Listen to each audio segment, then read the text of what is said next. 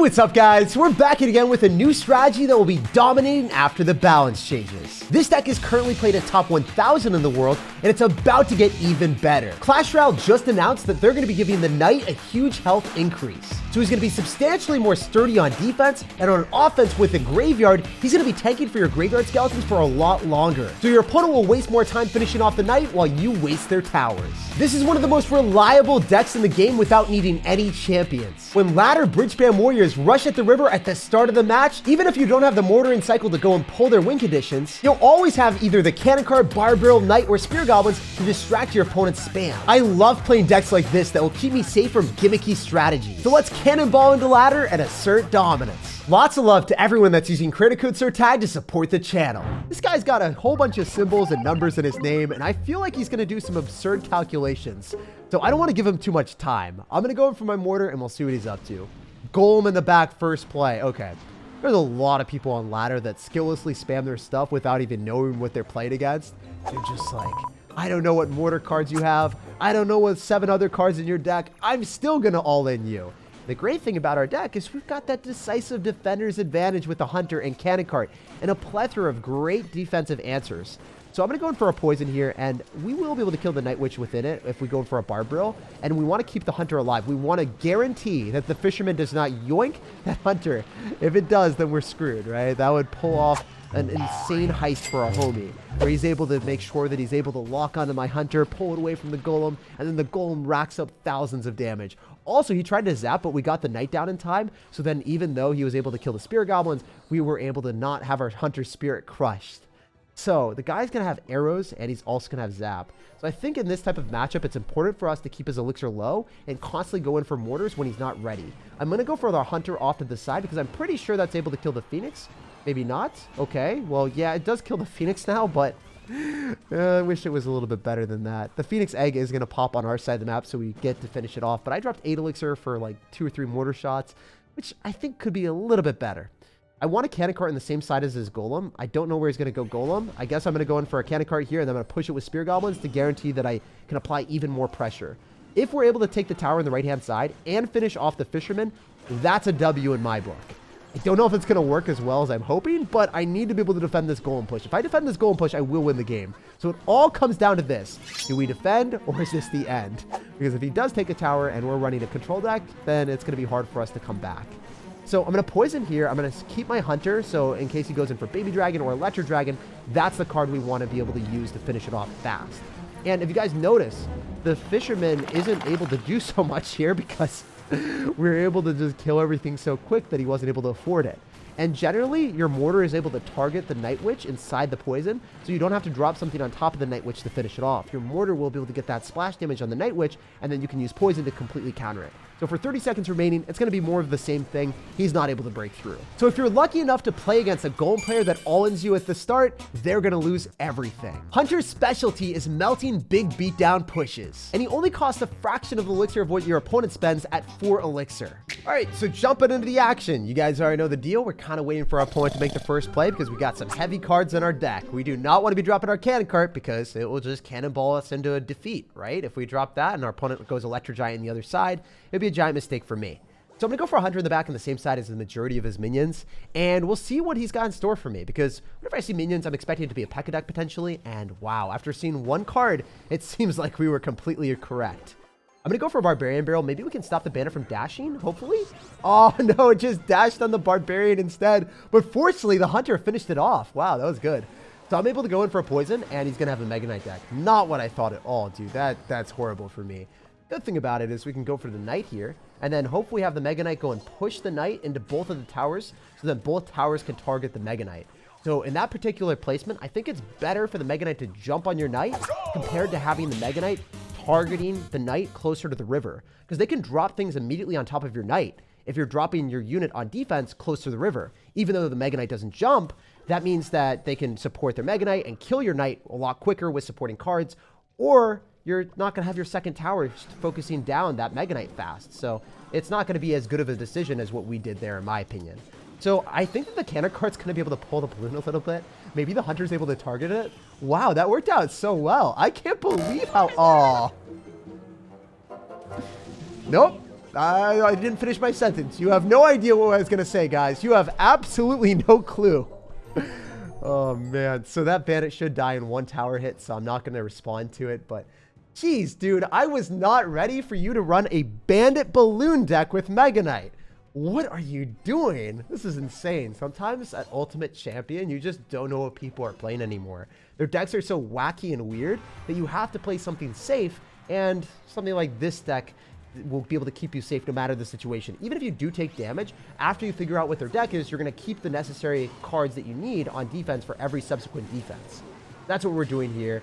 I'm able to go and pull that right into the cannon cart with the Spear Goblins, and then I should be able to go in for a Mortar as well. And then I'm pretty confident that I can go in for a Hunter on top of everything and then be fine, because the Hunter should be able to kill the balloon and the cannon cart's going to be able to pull everything else. So we know that our opponent has Skeleton Army, so when I go in for the graveyard, I need to be prepared to poison it. Otherwise, I'm going to lose the game. We want to cycle Knight in the back on the same side as this Mega Knight, because we're able to get back to a Knight a little bit faster since it's the first card that we cycle. The first card that you cycle appears in your hand before the other cards. So that's why I decided to do that. I can go for a poison here if I need to. I generally just want to go in for the Mortar here so I can go and pull that, and then go in for the Hunter afterwards, and then go for the Knight after that. Everything should die if I play this well enough, and I think I did. I think he's going to go in. Oh my gosh. Wait. Am I seeing what you guys are seeing? Is this guy going to go Skeleton Army on top of that when we make a prediction Barbarian? Oh, yeah. That was incredible. It still wasn't enough for us to win, so I'm going to have to go for the poison, and maybe the Barbarian can clean up. Yo, that Barbarian is packing a punch. And we had his tower for lunch. Such a dominant win. That Hunter on defense clutched up, chopping down the Lumberjack and the Balloon, while we were able to take our value to the moon on offense with the Barbarian Barrel prediction, which was definitely the MVP of the match because it stole the tower too. We're rolling up the ranks at 8,900 in the world. All right, let's keep climbing. Old but gold. Well, you know, Knight is one of the oldest cards in existence, and it is about to become gold after the balance changes. So I think his clan was all in preparation for the new upcoming changes. It has to be, right? He predicted the future. Wow, he's going to end up having 2 buildings. This is pretty bad.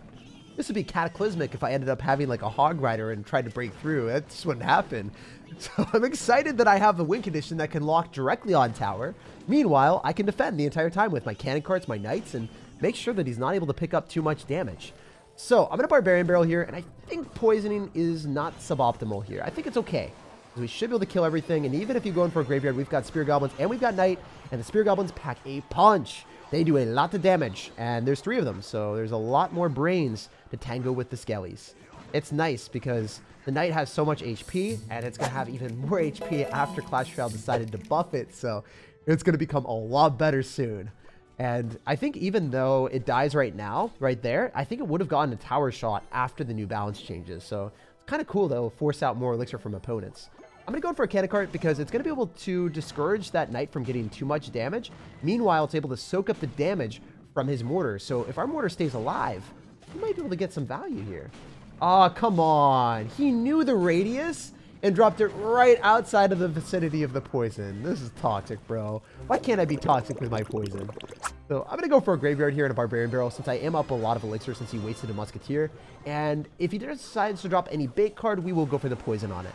Unfortunately, we won't have a poison for his Spear Goblin Hut that he's got in his deck, but there is one good thing for us. We have range card with the Hunter, and we also end up having cannon cart to destroy all of the Spear Goblins that stack up. I always want to go for the Knight on the other side so then it doesn't get too close to the Mortar.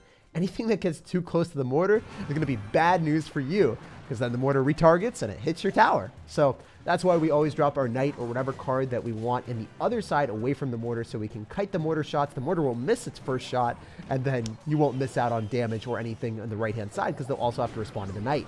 Whoa! Wait, what? He missed the Barbarian. That gave us a lot of extra value. That's incredible. So I'm going to go in for a graveyard here in a Barbarian Barrel. I'm expecting them to go for Barbarians on the right-hand side, but do I even care? No, I do care. Even though I've done so much damage to the left-hand side, I want to make sure that I still give my Hunter the ability to potentially lock onto the tower and get some shotgun shells to pierce through. So I'm going to go for Spear Goblins here again. I think I'm going to eat everything in the right-hand side. It's all right with me. Spear Goblins should take some targeting. Oh, the Spear Goblins did not take the targeting from the Mortar. This is very bad. I need to go in for a Hunter here because the Mortar is locking onto my tower and doing so much damage. It's unruly. That's crazy. All right, at least my cannon cart's able to save my booty, but still bad. Still real bad. All right, we're gonna go for a knight, and we're gonna go graveyard, and we're gonna pray that he doesn't stop our knight from crossing the river. If the knight crosses the river, we should be able to tank for the graveyard, and then his tower is gonna tank all the way down to 0 HP. With this one graveyard push, we should be able to seal the deal, and maybe even cycle back to another because our deck's card cycle is that quick. I did go for a poison. I'm going to go for a Barbarian Barrel aggressively and just keep up the offensive pressure because I know that the Bar Barrel will give us at least one shot on the tower, and then I can finish him off with a poison if he decides to do anything else. So if you guys noticed, one thing that I did there is I decided to go in for the knight to body block his knight from crossing the river.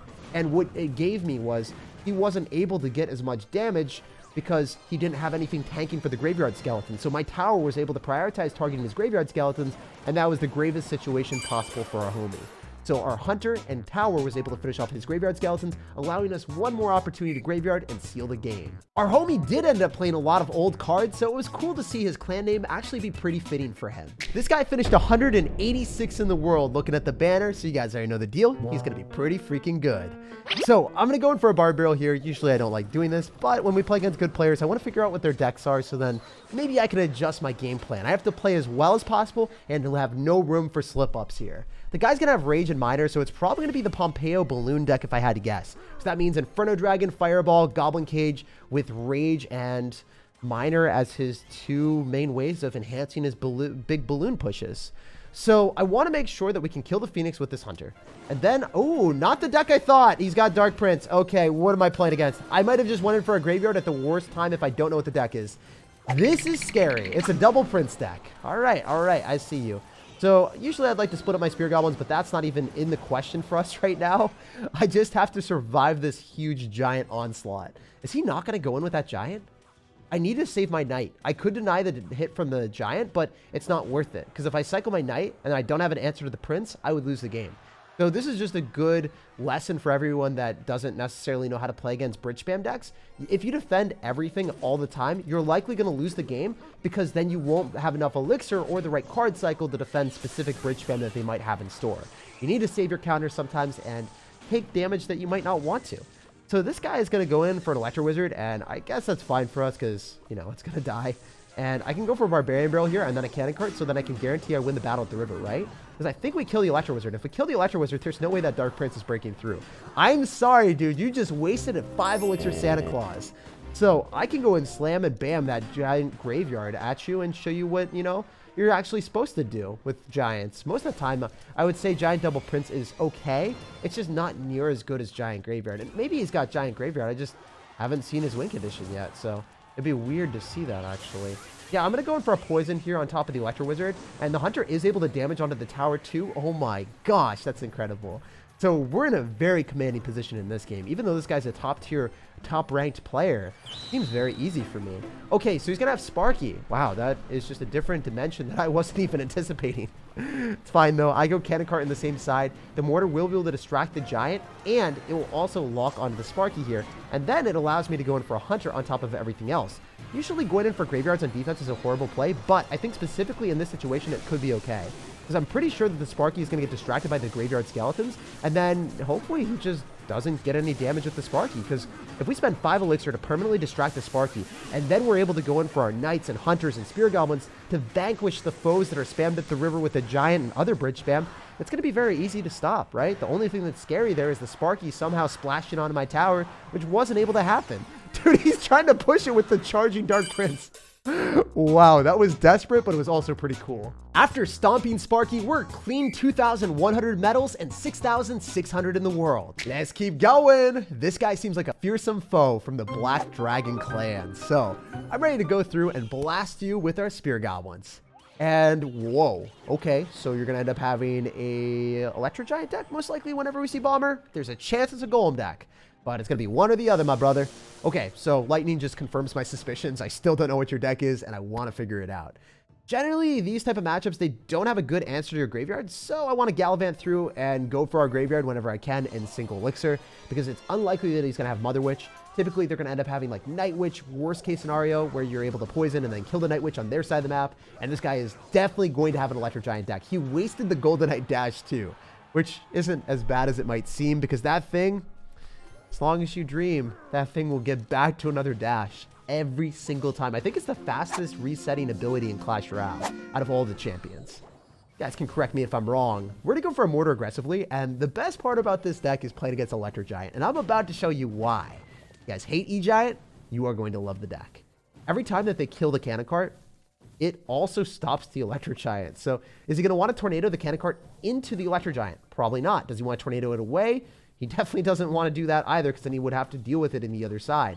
Just a lot of issues here for our homie. I'm going to go for a Barbarian Barrel to damage down the Electro Giant and also hopefully finish that off. Great lightning on his end, waiting to the last possible second because the Electro Giant was still closer to the tower. If he lightninged early, then the Cannon Cart would distract the Electro Giant, so he can't lightning it for a while. He just has to eat the damage. I'm going to go for Spear Goblins here as well, just to keep up the pressure. And as you guys note, that this guy doesn't have good answers to Graveyard. And he even misses the Bar Barrel. He must be mentally devastated after that. That's just a horrible feeling. Spear Goblins move fast and they punish you when you make any mess up. So he's going to go Golden Knight. I think I can go in for like a Cannon Cart here and then also just damage it down from the river. Oh my goodness, this is funny. Because I should be able to kill everything here with the Cannon Cart. Like, I don't want to spend any extra elixir. The Cannon Cart is going to be all that I need to finish off the Phoenix Egg, the Bomber, and the Golden Knight. That is so much value for 5 elixir.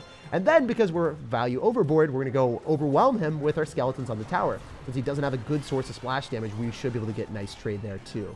Also, if you guys didn't know, Phoenix Egg does die to a poison. So if you're able to go in for the poison on top of the Phoenix Egg and finish off the Phoenix, then you don't have to worry about the Phoenix respawning in your face.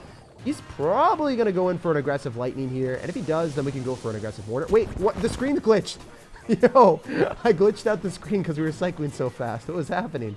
What if I go in for a Barbarian Barrel here and then just defend while going on offense at the same time because his Electro Giant just doesn't have much health? Is that funny, guys? Do you guys see how bad the Electro Giant is as like a card? The reason why it's strong is because the Golden Knight dash with Tornado is what makes it the strong card. So that's the only reason he was able to get damage there. Otherwise, the Electro Giant would just get melted by our Hunters, our Cannon Carts, our Mortars every single time. We're going to go in for a poison and lock down absurd value again. And I think the Hunter might even be able to get some shotgun shells dispersed on the tower. I'm going to go for a Mortar here, and then I think he's going to go for an Electro Giant. I'm going to try to go in for a Knight and then just cycle Poison, because Poison does 288 damage. If you guys know your spell damage, that's pretty important. Otherwise, you know, you might be in a bit of a pickle while your opponent trickles through and gets more damage and catches up with you. So I think I win this. It's a little bit closer than I wanted with the Electro Giant on the tower, but I think I would have had to get 3 shots to finish off my tower, and that wouldn't have been possible. The combo of Knight, Cannon Cart, Hunter, and Mortar keeps you safe against all the mid-ladder and big beatdown strategies. You have so many safety nets and guards in place that it's pretty much impossible for them to pull off the heist of taking your towers. Like, subscribe for more daily videos, and have an amazing rest of your day.